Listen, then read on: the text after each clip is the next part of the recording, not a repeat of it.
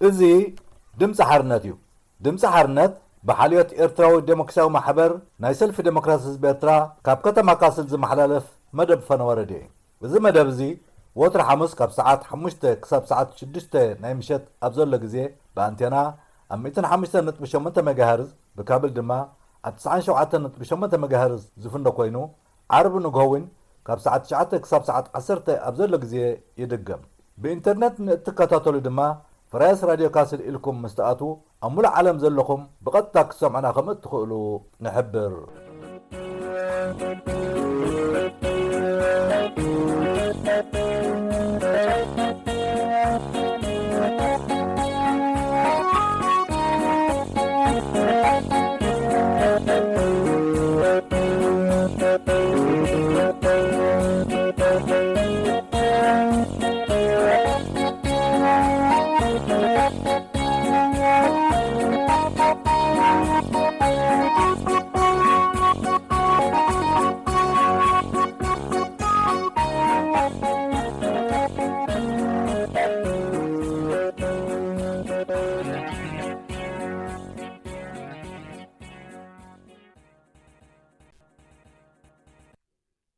ዝኸበርክንን ዝኸበርኩምን ሰማዕትና ከመይ ቀኒኹም?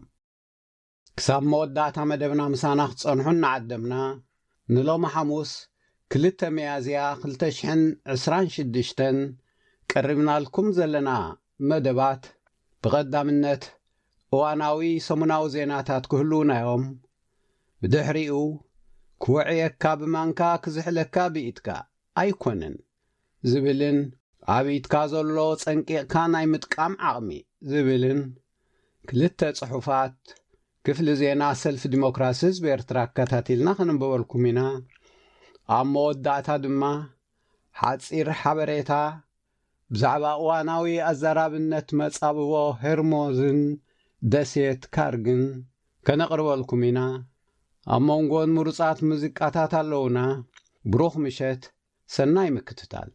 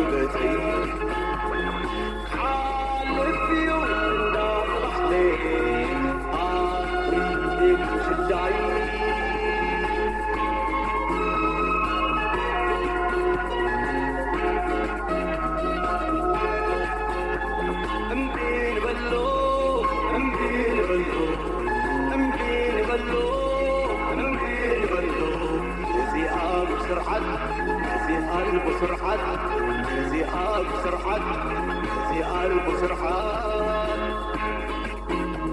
امبي امبي امبي امبي امبي امبي بسكين ملو بسكين ملو بيني برنات بيني سنات بسكين ملو بيني برنات بيني سنات بيني دخلات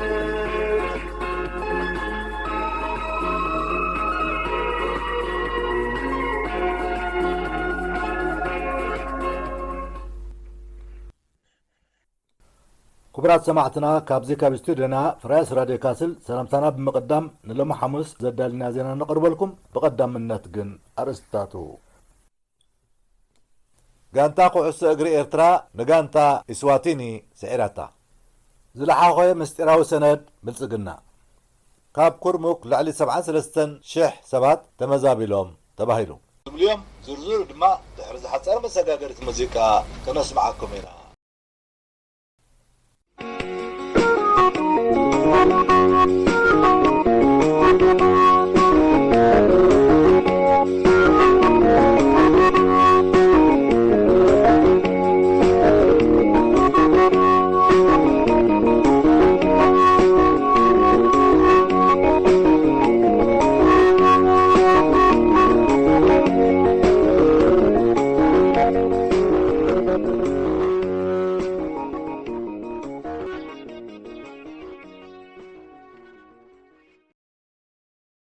كبرات سمعتنا كابز قصيلنا بكتتالكم اي فلينا نابلنا زرزر زينا نقرب لكم غانتا قعص اجري ارترا نغانتا اسواتيني سعيراتا ريرسي كامس هاجراوت غانتا قعص اجري ارترا ب 25 مغابيت 2026 اماروكو ابستخاله قداماي زر مصاري قطم افريقيا 2027 نغانتا اسواتيني كلته بادو سعيراتا غانتا ارترا قدامي تشتو اما بر 81 دقائق بيو بابرها كتمزغب انكلا اتا كلا ايتي شتو دما يتسرع غزي توديو ابستو هابي ناي 4 دقائق توسخ غزي ايا علي سليمان بزقلعا كورنا امزغبا اب 31 مغابيت 2026 دما اب استواني كلا ايزور قطم ككايدا تصبيت الله اتا كلا ايزور اب اسواتيني زكاير كاب كونه سلامنتاي ايتي قدامي يزور اب ارترا زي تخايده ايتغلصن غانتا ارترا نشدست عمتات كاب زخونه اهغراون علم لخاون وددرات بخيرا دحر مصنح ايا لغبصاوي اسلطاني كويا حاشم ياكين ناتمرحت نابزو وددر تمليسا اقدمو كم استعبره ابالات نايتا غانتا 26 كوينوم كابزي اتوم اتوم 12 كاب ارترا استغعزو كوينوم اتوم 14 دما اب غبصي عباي بريطانيا جرمن سويدن استراليان كصوتو صونيحوم صنبرو ايوم غانتا ارترا نعمتات كاب كل وددرات اقاريصات صنحت ابالاتا اب ززخدو هاجرات بوليتيكاو عقباي حاتو سلازنبرو ايو كاب كل التشح ندحر استات 8 شعتن تصاوتن اسلطنتن نايتا غانتا اب استفراليو غزيات كاب استفراليو هاجرات كم زي تمرسو ايو زغلص نايتي ابزز خدوو متراف تنقخا اب هاجرم زغاطمم سفح جهسس سبعو مسلن مجمرتاو مبر وداتو زي فلت قدود وتهدراوي اقلقلوت مخانو وتم تعذبتي يقلصو اب كلتشان شدستن كلتشان شوعتن بزحات اب كنيا تنزانيان انغولان اب كلتشان عسر شوعته اب اوغندا كلتشان عسرت حمشتن عسرته اب بوتسوانا كلتشان عسرت تشعتن شوعته اب اوغندا ابالات نايتا غانتا نابيرتا مملاس تحسيمهم ابتن هاجرات عقبا كم زحتتو خا اكل مجلسي دحر بايتا غانتا قعص اجري ارترا ايو استواني عبدوباوي كفل افريقيا التركب 10364 تربعت كيلومتر صفحاتا حدا نتبع 27 مليون زقمت هزبي زلوا افدق بحري زي بلان بدوب افريقان موزامبيكن التواسن ببابان زوانا كتماء نشتو هاجر ايا زلحاخوي مستراو سند بلصقنا سلفي بلصقنا ناهلونا سقات تنتنان استراتيجياوي مفتحي ممارستاتن بزبل ارستي اداليو اورح لكاتيت 2026 بمستير نابل علوت حلفتي سلفي بلصقنان فيدرال منغستن زرقحو سند موصو باستفلاليا محبراوي مدياتات تقالعو እቲ 12 ገጻት ዘለዎ ኣብ ጸጥታውን ፖለቲካውን ስግኣታት ኢትዮጵያ ዘተኮረ ሰነድ ኣብ 4 ኣስጋእቲ ናይቲ ብኣብዪ ኣሕመድ ዝምራሕ ፌደራል መንግስቲ ዝበሎም ጉዳያት ዘተኮረ እዩ።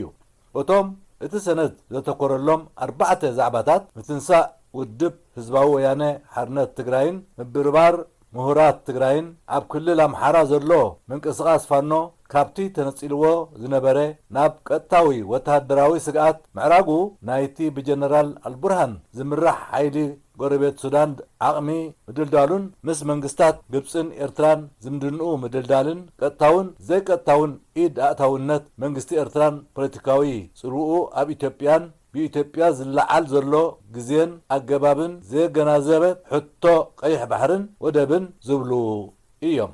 ብዘይካዚ እቲ ምስጢራዊ ሰነድ መንግስቲ ብልጽግና ብሰንኪ ዘይዕቱብ ኣተሓዛኡ ኣብ ዘቤታዊ ጉዳያት ካብ ህዝቢ ዝገጥሞ ዘሎ ተቃውሞ እውን ኣብቲ ምስጢራዊ መጽናዕታዊ ሰነድ ዝተዳህሰሰ እዩ።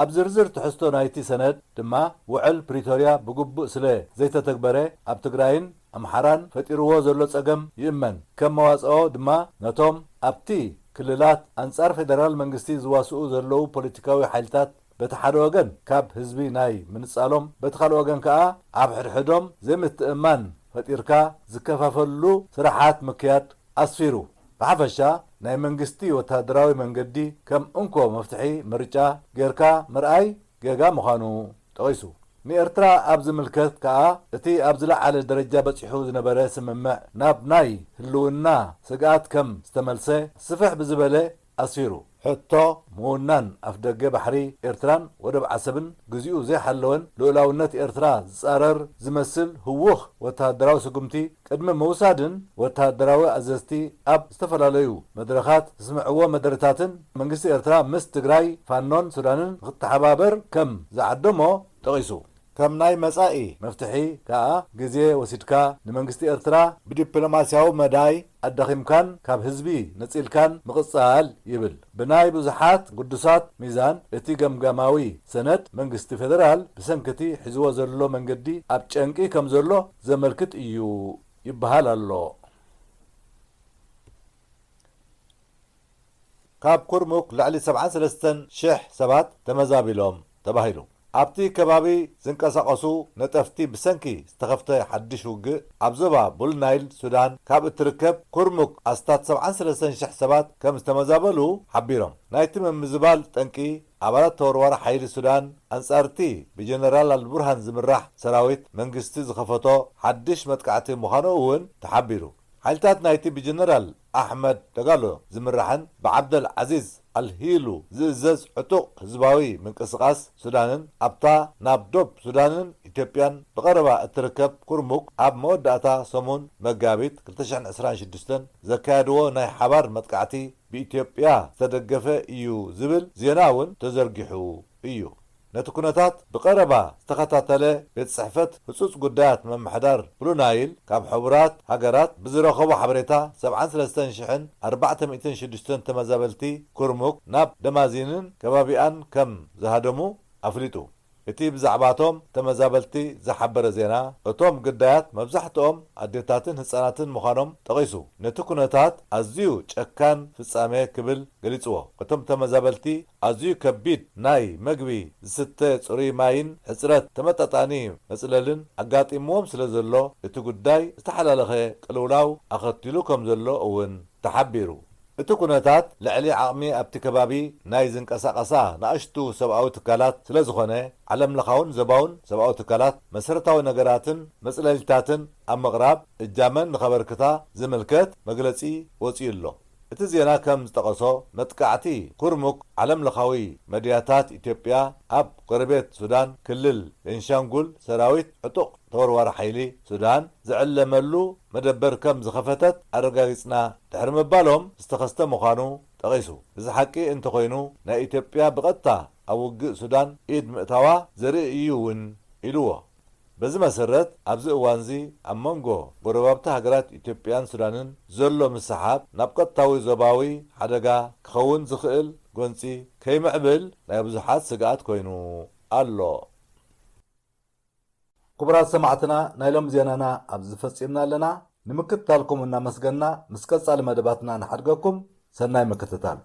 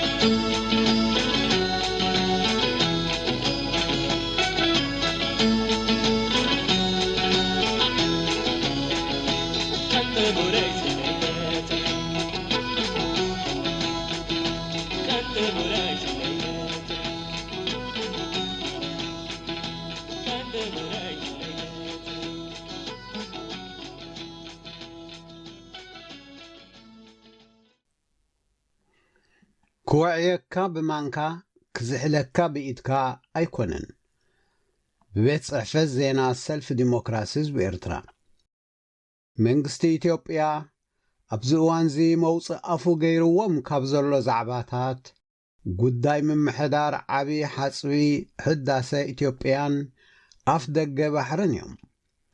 መራሒ መንግስቲ ኢትዮጵያ ነዞም ክልተ ዛዕባታት እዋናውን ናይ ምህላውን ዘይምህላውን ወሰንቲ ቀያሕቲ መስመርን እዮም እናበለዩ ኣብ ፈቐዶ ኣጋጣሚታት ጸማምሲ ሓደ ደርፉ ክሳብ ዝበሃል ዝሕይኾም። ብፍላይ ንቀይሕ ባሕሪ ኤርትራ ዝምልከት ኣጋጣሚ ኣብ ዝረኸበሉ ኮኮማ ስዖን ከሎ ንኤርትራውያን ጥራይ ዘይኮነ ንሕብረተሰብ ዓለም እውን ኣስደሚሙ ዘሎ እዩ። ፌደራላዊ መንግስቲ ኢትዮጵያ ነዞም ክልተ ዛዕባታት ከልዕል እንከሎ ሕጊ ተኸቲሉ ዘረጋግጾም መሰላቱ ኣምሲሉ እዩ ዘቕርቦም። ነቲ ምስ ግብፂ ዘለዎ ጌና ዘይተዓጽወ ፋይል ክጠቅስ እንከሎ ነቲ ኣብ 1929 ከምኡውን 1959 ኣብ መንጎ ግብፅን ኣብቲ እዋንቲ ኑስዳን ዘመሓድር ዝነበረ ስርዓት እንግሊዝን ብዝተፈራረምዎ መሰረት ንግብፂ 55.5 ቢልዮን ንሱዳን ድማ 18.5 ቢልዮን ኩቢክ ሜትር ማይ ናይ ምጥቃም መሰል ኣፍቂዱ ንኢትዮጵያ ግና ዘይጠቐሳ ስምምዕ ብምዃኑ እዩ ዝቃወም። መሰረታዊ ምኽንያቱ ድማ ብገዛእ መግለጺ ልኡላውነታ ዝኾነ ማይ ሩባ ኣባይ ኣብ ዘይተሳተፈትሉ ብዝተኸተመ ስምምዕ ኣይትቕየድን እያ ዝብል ምዃኑ ደጋጊሙ ዝጠቕሶ እዩ። ድሕሪ ምህናፅ ዓብዪ ሓፅቢ ህዳሴ እውን መንግስቲ ግብፂ ኣብ ኣመላልኣን ምስ ከጋጥም ዝኽእል ደርቅን ምልውዋጥ ኣየርን ክፍጠር ዝኽእል ዋሕዲ ማይ ቴክኒካዊ ምምሕዳር ብቐዳምነት እንተዘይተሳቲፈ ውሕስነት የብለይን። ከምኡ ከዓ ኢትዮጵያ ድሕሪ ሕጂ ኣብ ሩባ ኣባይ ተወሳኺ ሓፅቢ ከይትሃንጽ ንዝብሎ ዘሎ እዩ መንግስቲ ኢትዮጵያ ዝቃወም ዘሎ። ስለዚ መሰረታዊ መቃወሚኡ ምኽንያት ኣብ ልኡላዊ መሰለይ ናይ ግብፂ ጣልቃ የፍቅድን እየ ዝብል ሞጎት እዩ። ናብ ጉዳይ ኣፍ ደገ ባሕሪ ክምጻእ እንከሎ ግና መንግስቲ ኢትዮጵያ ንልኡላውነት ካልኦት ዋጋ ከም ዘይህብ ዘርኢ እዩ። ከምኡ ስለ ዝኾነ እዩ ድማ ነቲ ዞባዊ ኾነ ዓለም ለኻዊ ሕጋዊ መሰረት ዘለዎ ንኣጠቓቕማ ወደብ ገማግም ባሕሪ ንዘየብለን ሃገራት ዝምልከት ሕጊ ዓንቀጽ 125 ካብ ቁጽሪ 1 ክሳብ ቁጽሪ 3 ብምጥሓስ ስለ ዘድልየኒ ናይ ምውናን መሰል ኣለኒ ኣብ ዝብል ስምዒት ጥሒሉ ዝሕምብስ ዘሎ። ነቲ 85 ካብ 100 ናይ ኒል ማይ ካብ ኢትዮጵያ ዝምንጩ ስለ ዝኾነ ገደብ ዘይብሉ ልኡላዊ ተጠቃምነተይ ይከበረለይ ኢሉ ክምጉት እንከሎ በኣንጻሩ ገማግም ቀይሕ ባሕርን ወደብ ዓሰብን 100% ኤርትራዊ ልኡላዊ ምዃኑ ክዝንግዖ እንከሎ ከዓ የገርም። እዙዩ ከዓ ጉዳይ ልኡላውነት ክውዕየካን ብማንካ ክዝሕለካን ብኢድካ ኣይኮነን ዘብል። ቀዳማይ ሚኒስትር ኣብዪ ኣሕመድ ብምኽንያት መበል 1447 ዓመት ምጅማር ጾመ ረመዳን 2026 ኣብ ዘመሓላለፎ ናይ እንኳዕ ኣብፅሓኩም መልእኽቱ ኢትዮጵያ ናይ መስፍሕፋሕ ድሌት ዘየብላ ሃገር እያ፣ ከምኡውን ጸጥታ ጎረቤታ ኣይትዘርግን ይብል። ካብቲ መልእኽቱ ከይወፀ ኸዓ እንተ ብፍታው እንተ ብዘይፍታው ኣፍ ደገ ባሕሪ ወኒና ህንጸት መደበር ሓይለ ባሕርን ኣገልግሎት ወደብን ከነረጋግጽ ኢና ክብል ነቲ ዝብሎ ተመሊሱ ዘፍረሶ ምዃኑ ካልእ ኣገራሚ እዩ። ናይቶም ብስምዒት ዘለዓዕሎም ሰዓብቱ ተቐባልነት ንምዕዛዝ ከዓ ቅድም ኣብ ቀላይ ጻና ኣብዚ ቀረባ ግዜ ድማ ኣብ ቀላይ ኣዋሳ ፍሉይ ኮማንዶ ሓይሊ ባሕሪ ኢትዮጵያ ናይ ዝብሎ ሰራዊት ምርኢት ይዕዘብ ነይሩ። ኣብቲ ኣጋጣሚ ኸዓ ነቲ ብዛዕባ ወደብ ዓሰብ ክቕዝሞ ዝጸንሐ ከምቲ ወሓጢዮ ተበልኩ ዋስቱጎስሞ ዝበሃል ናይቲ ካብ ሶማልያ ክሳብ ወደብ ምጽዋዕ ዘሎ ገማግም ጸጥታ ክሕሉ እየ ክብል እውን ተሰሚዑ። ክሳብ ክንዲዚ ድፍረትን ዕቀትን እናረኣየ ናይ ጎረባብተይ ጸጥታ ኣይዘርግን እየ ምባሉ ኸዓ ነቲ ኣሽካዕላሉ ዝያዳ የግድዶ። ናይ ኣብዪ ኣፍ ደገ ባሕሪ ናይ ምውናን ሞጎት ደጋጊሙ ከም ዝነገረና ካብ ኩቱር ዘይሓላፍነታዊ ድልየትን ብብዝሒ ህዝቢ ምጉዕባዕን ሓሊፉ ካልእ ክብደት ዝውሃቦ መንቀሊ የብሉን። ብናይ ሃገራት ተፈጥራዊ ጂኦግራፊያዊ ቀማምጣ ተማእዚዝካ ዝተዋህበካ ጸጋ ናይ ዘይምቕሳን ዝተዘርገ መንፈስ መንግስቲ ኢትዮጵያ ደረቱ ዝሓለፈ ምዃኑ እውን ንዕዘቦ ኣለና። ንኣብነት ኢትዮጵያ ኣብ ዓመት ብድምር 123.25 ቢልዮን ኩቢክ ሜትር ማይ ዝዓቑሩ 12 ዓበይቲ ፍላጋት ኣለውዋ። ስዑድ ዓረብያ ድማ ዋላ ሓንቲ ሩባ ዘይብላ ሃገር እያ። እንተኾነ ስዑድ ዓረብያ ጂኦግራፊያዊ ኣቀማምጣን ተፈጥሮኣዊ ጸጋ ባሕራን ተቐቢላ ትነብር ዘላ ሃገር እምበር ሩባ ንምውናን ናይ እንዳማታ ልኡላውነት ኣይትደናደንን። ኣብዚ እዋን እዚ ኣፍ ደገ ባሕሪ ኣብ ዘይብለን ሃገራት ዝነብር ህዝቢ ኣስታት 640 ሚልዮን እዩ። እንተኾነ እዚ ኣሃዝ እዚ ዝነበረን ሃገራት በቲ ንኣጠቓቕማ ወደብ ብመሬት ዝተኸባ ሃገራት ብዝምልከት ዝወፃ ዓለም ለኻዊ ሕጊ ክምእዘዛን ምስ ጎረባብተን ኣሳንየን ቁጠበአን ከሰስናን እምበር ልኡላዊ ሕግታት ናይ ምጥሓስ መሰል የብለንን። ክንዲዚ ዝኣክል ካብ ህዝቢ ዓለም ዝምእዘዘሉ ሕጊ ኣጠቓቕማ ወደብ ኣስታት 120 ሚልዮን ዝኸውን ህዝቢ ስለ ዘለካ ሕጊ ክትጥሕስ ምሕላን ንሓላሚኡ ዘነውር እንተዘይኮይኑ ዘንእድን ዝተባባዕን ኣይኮነን። ምናልባት እውን ከምቲ ካብ ሰባ ዝነውሐት መሸላስ ወይ ንዑፍ ወይ ንእምኒ ወንጭፍ ዝበሃል ንኢትዮጵያ ካልእ ናይ ምብትታን መዘዝ ከይጐተላ ናይ ብዙሓት ስግኣት እዩ። ኣብዪ ኣሕመድ ዓሊ ብሓይሊ ጽዋር ናይ ምምካሕ ዝምባለ የንጸባርቕ ኣሎ። ዩክሬን ጎቦታት ጎላንን ፍልስጤምን ግዳይ ንዝኾናሉ ኩነታት እናኣደ ኣብ ልዕሊ ልኡላውነት ኤርትራ ከምኡ ዝኣመሰለ ዓመፀኛ ስጉምቲ ናይ ምውሳድ ህርፋን ከም ዘለዎ እውን የመላኽት እዩ። ኣብ ኣጽዋር እምበር ኣብ ፍትሓውነት ናይቲ ክዕውቶ ዝህንጠየሉ ዘለዎ ወራር ግዲ ዘለዎ ይመስልን። ከምቲ ግቡእ እቲ ናይ ዓወት ወሳኒ ኣጽዋርን ብዝሒ ሓይሊ ሰብን ዘይኮነ ፍትሓውነት ናይቲ ትቃለሰሉ ዕላማ ምዃኑ ካልእ ሲትረፍ ካብቲ ታሪኽ ግጥምያ መንግስታት ኢትዮጵያን ሰውራ ኤርትራን እኳ ዝተማህረ ኣይመስልን።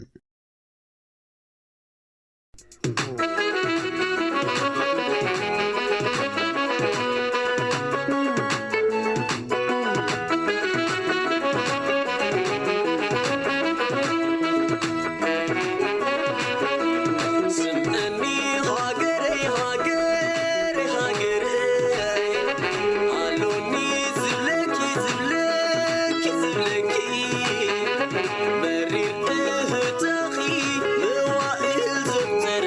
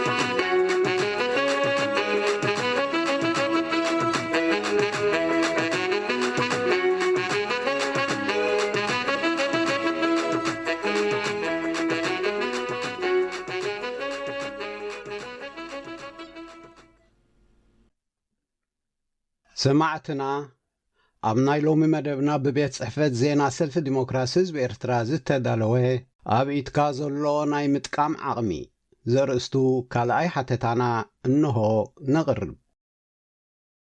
ኣብ ኢድካ ዘሎ ቀሊል ዝብል ኣባህላ ኣብ ኤርትራዊ ልሙድ እዩ። እዚ ድማ ናተይ እትብሎ ጸጋ ዘይምስትንዓቕ ዝብል መልእኽቲ ዘመሓላልፍ እዩ።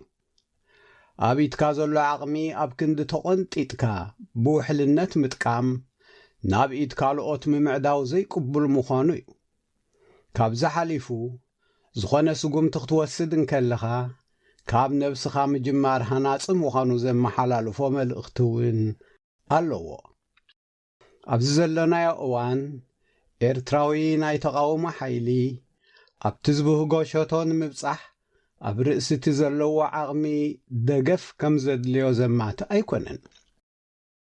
እዚ ናይ ዓቕሚ ውሱንነት ከጋጥመካ እንከሎ ናይ ካልኦት ወገናት ደገፍ ምንዳይ ኣባና ኣብ ውሱን ዓቕሚ ዘለና ጥራይ ዘይኮነ ኣብ ካልኦት ብዓቕሞም ዝንየቱ ወገናት እውን ዝርአ እዩ።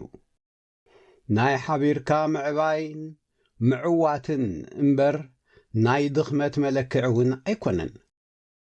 ክትሕገዝ እንከለኻ ግና ከምቲ ብዕራይሲ ዝበልዖ ሳዕሪ እምበር ዝጽበዮ ገደላ ይርእን እዩ ዝበሃል ሃንደፍ ኢልካ ዝውሰድ ዘይኮነ ናይ ነዊሕ መጻኢ ግዜ ሳዕቤኑ ምስትውዓል ኣገዳሲ እዩ። ካብ ክልተ ጫፋት ማለት በቲ ሓደ ወገን ብጉልባብ ነፍስኻ ምኽኣል ገዛኻ ዓጺኻ በይንኻ ሙማት፣ በቲ ካልእ ወገን ድማ ዝርከቡ ንናትካ ዓቕሚ ዋላ ውሱን ይኹን ዘንጊዕካ ኢድ ካልኦት ምጽባይ ከዓ ከነወግዶም ዝግብኣና ሓደጋታት እዮም። ዝኾነ ስጉምቲ ክንወስድ እንከለና ሓገዝ ብምርካብ ጥራይ ዘይኮነ ቅድሚ ኩሉ ካብ ዓቕምና ክንብገስ ናይ ግድን እዩ። ብመንጽር እዚ ናይ ተቃውሞና ቀንዲ ጸገም ካብ ደለይቲ ፍትሒ ወገናት ተቐባልነትን ሓገዝን ዘይምርካብ ኣይኮነን።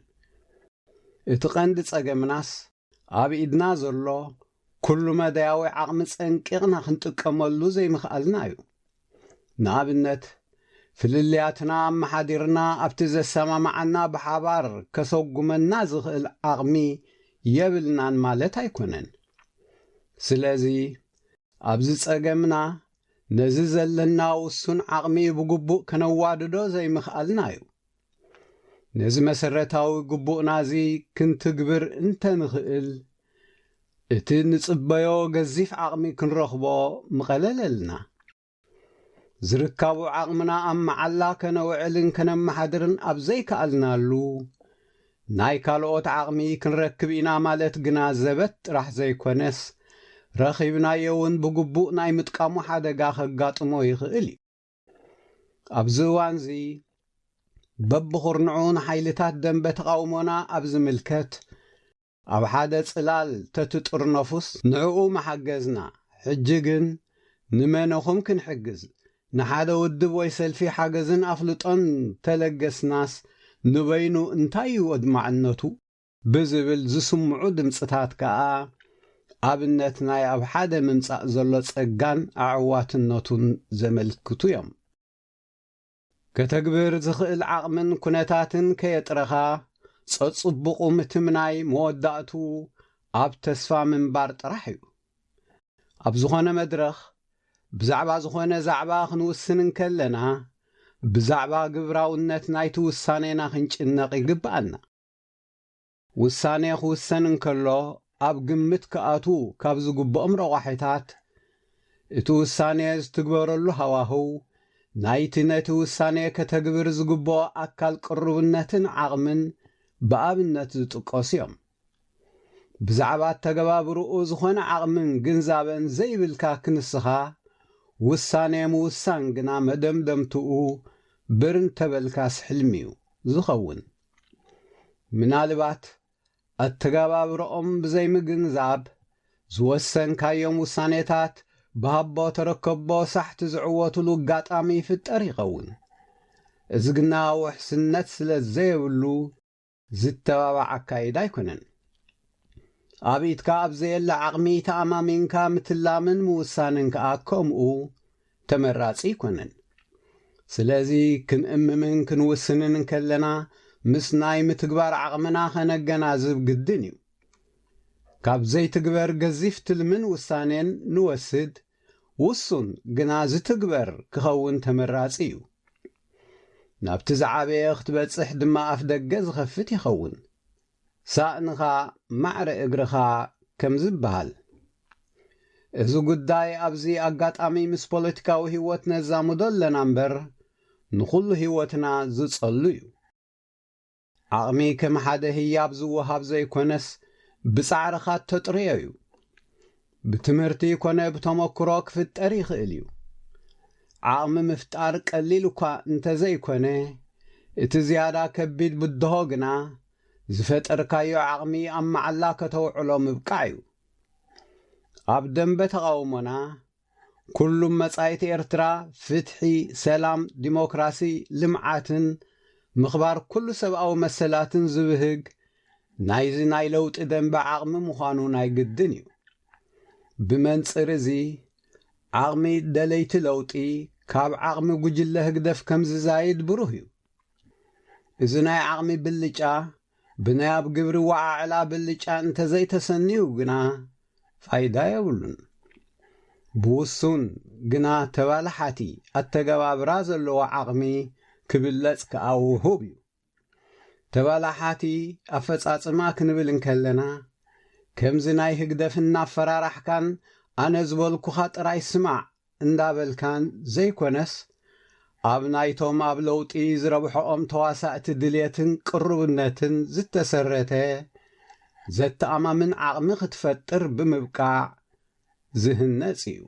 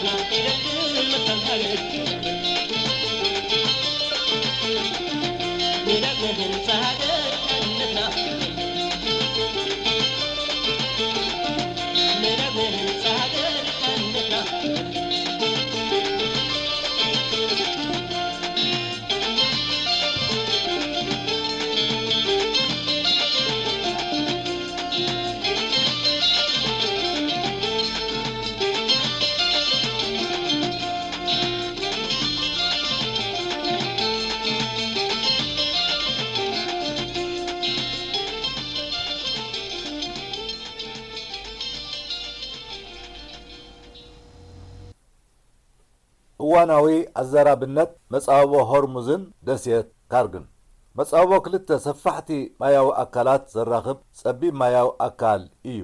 ብመንጽር እዚ ሆርሙዝ ንማያዊ አካላት ወሽመጥ ፐርሽያን ዖማንን እትራኽብ መጻወቦ እያ። ኣብቲ ዝጸበበ ቦታ ጎኒ ናይቲ ማያዊ ክፋል ኣስታት 33 ኪሎ ሜትር ምዃኑ ናይ ጂኦግራፊ መዛግብቲ ይረድኡ። ኣብዚ እዋን እዚ ብሰንኪቲ ኣሜሪካን እስራኤልን ኣብ ልዕሊ ኢራን ዝኣገድዎ ውግእ መዓልታዊ መተሓላለፊት 20 ሚልዮን በርሚል ዘይተጸራየ ነዳዲ ዝፀዓና ካብ 138 ክሳብ 140 መራኽብ ኮይና ዝጸንሐት ሆርሙዝ ብሰንኪቲ ውግእ ኣስጋኢት ስለ ዝኾነት ብደረጃ ዓለም እዋናዊት ኣጀንዳ ኮይና ኣላ። ቅድሚቲ ውግእ ብደረጃ ዓለም ካብ ዝንቀሳቐስ ነዳድን ጋዝን 20 ሚእታዊ በዛ መጻወቦ ይመሓላለፍ ነይሩ። ብዘይካዚ ኣብ ገማግም ወሽመጥ ፐርሽያ የማነ ጸጋም ናብ ዝርከባ ሃገራት ኣብ ርእሲ እቲ ምንቅስቓስ ነዳድን ጋዝን ዘድሊ መሰረታዊ ነገራት ዝኣትወን ዝወፀን በዛ መጻወቦ እዩ ነይሩ።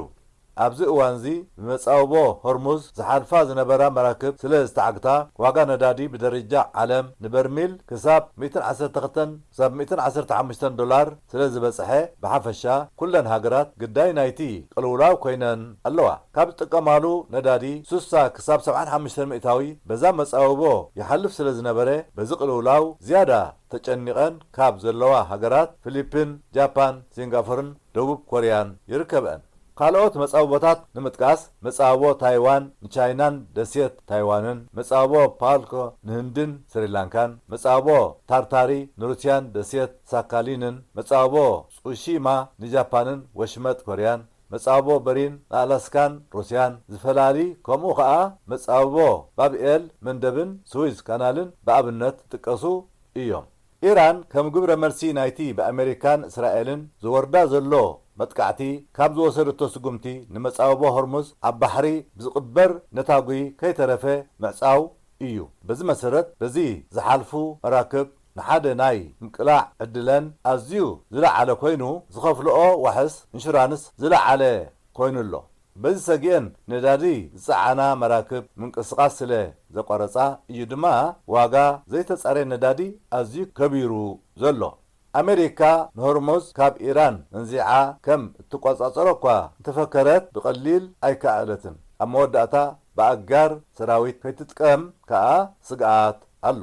እዚ ከምዚ ኢሉ እንከሎ እታ ኣዘራቢት ኮይና ዘላ ደሴት ካርብ ካብቲ መሬታዊ ገማግም ባሕሪ ኢራን 25 ኪሎ ሜትር ርሒቓ ኣብ ሰሜናዊ ክፋል ባሕሪ ፐርሽያ እትርከብ እያ። ስፍሓታ እዛ ደሴት ካብ 20 ክሳብ 22 ኪሎ ሜትር ኮይኑ ነበርታ ከዓ መብዛሕትኦም ሰራሕተኛታት መጻረይ ነዳዲ ኮይኖም ካብ 8 ክሳብ 10,000 ይበጽሑ። ካርብ ናይ ኢራን 900ታዊ ነዳዲ ዝጸረየላ ዘይተጸረየ ድማ ዝኽዘነላን ናብ ወጻኢ ዝለኣኸላን ቁጠባዊ ማእከል ኮይና ጸንሐት እያ። እዛ ደሴት ካብ ወደብ ቡሽህር ኣስታት 55 ኪሎ ሜትር እትርሕቕ ኮይና ካብ መጻቦ ሆርሙዝ ንወገን ሰሜናዊ ምዕራብ 660 ኪሎ ሜትር ርሒቓ ትርከብ። ብሰንክቲ ጸጥታኣ ተባሂሉ ዝግበረላ ወተሃደራዊ ምቁጻር ከዓ ዘይትፍቀድ ደሴት ዝብል ስያሜ ክወሃባ ጸኒሑ። ኣብዚ እዋንዚ ኣብ ኢራን ዝካየድ ዘሎ ውግእ ከዓ በዚ ጸንሓ ወሳኒ ቁጠባዊ ብጽሒት ወተሃደራዊ ዕላማ ተገይራ ዘላ እያ። ዝኸበርኩም ሰማዕትና ናይሎም መደብና ኣብዚ ዛዚምና ኣለና። ዝመጽእ ሐሙስ ብኻልእ መደብ ክሳብ ንረኸብ ደሓን ቀኒዩ እናበልና ብዛ ትስዕብ ሙዚቃ ንሰናበተኩም። ሰናይ ቀናይ።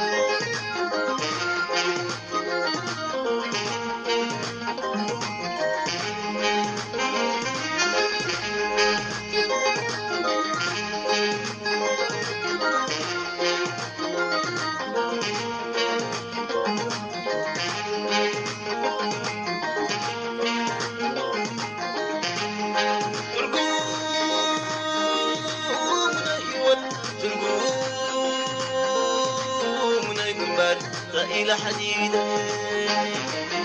ترقوم نهيوت ترقوم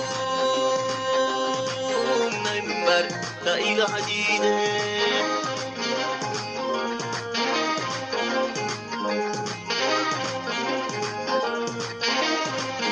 منبر دوري رموني منبر لله كارثيك منبر مرقبي رموني منبر مرقب بزلك منبر مراي رموني منبر مراي نتجيها منبر مسرحي رموني منبر مسرح الله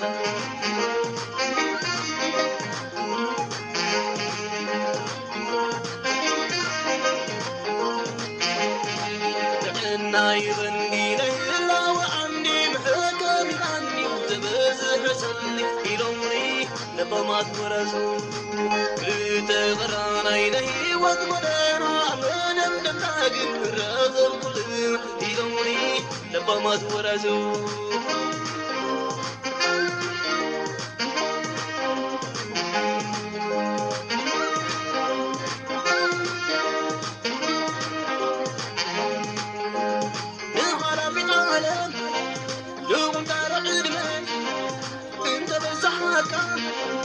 أي مكان عقيمة عندي غلهوة كل انت حاسب ومزح درقاله سب تترمى بغض سلامة سمكن تقلمة تسمى بالتخوينك انت كدغيمة عالم هدانيديا نمز دغامة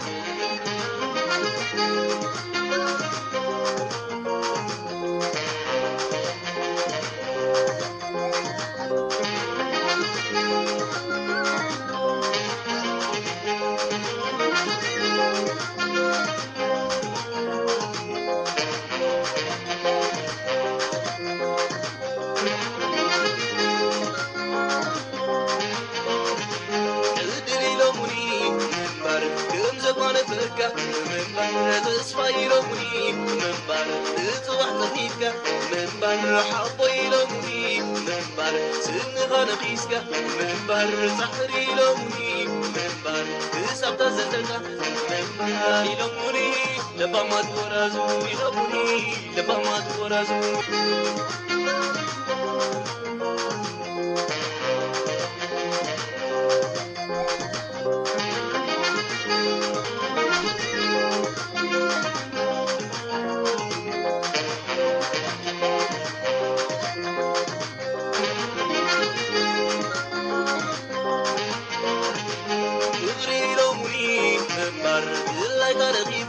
منبر متقابي لومني منبر متقابي زلك منبر مرأي لومني منبر مرأي نتحيغة منبر مسرحي لومني منبر مسرح اللويغة منبر يلومني لبا ما تورزو يلومني لبا ما تورزو